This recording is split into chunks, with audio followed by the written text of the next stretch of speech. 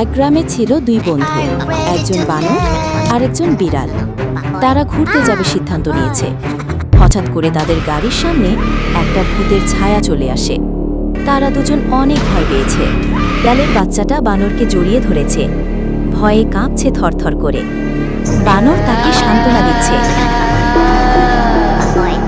তারা দুজন সিদ্ধান্ত নিল এখান থেকে পালিয়ে যাওয়া যাবে। গাড়ি চালাচ্ছে এবং পিছন থেকে ভূত তাদেরকে তাড়া করছে। তারা দুজন গাড়ি অনেকক্ষণ ধরে চালালো ভূতের হাত থেকে রক্ষা পাওয়ার জন্য।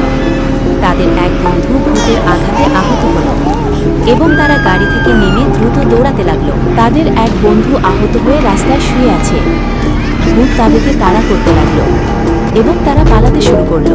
ভূত কিছুতেই তাদের পিছু ছাড়ছে না। তারা দৌড়াতে লাগলো। তারা অনেক ভয় পেয়েছে।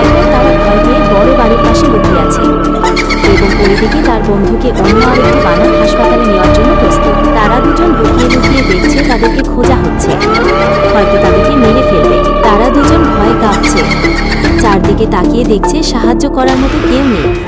অনেক ভয় পেয়েছে তারা। কোনো মতে দৌড় দিয়ে ভূতের হাত থেকে পালিয়ে জঙ্গলে চলে আসে। হঠাৎ করে দেখা হয়ে যায় বড় বানর দৈত্যের সাথে। বানরটা ভয় পেয়ে সব ঘটনা দৈত্যকে খুলে বলল।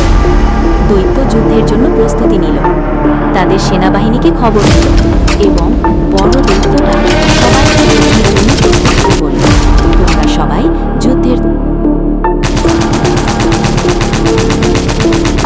তারা সবাই যুদ্ধের জন্য প্রস্তুত।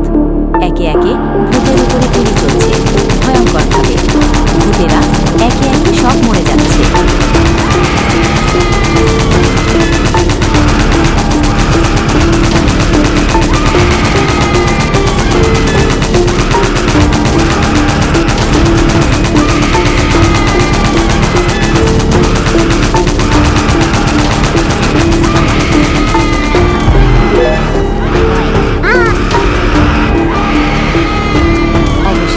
তারা ভূতের আক্রমণ থেকে মুক্ত হলো এবং সবাই আনন্দ উল্লাস করছে।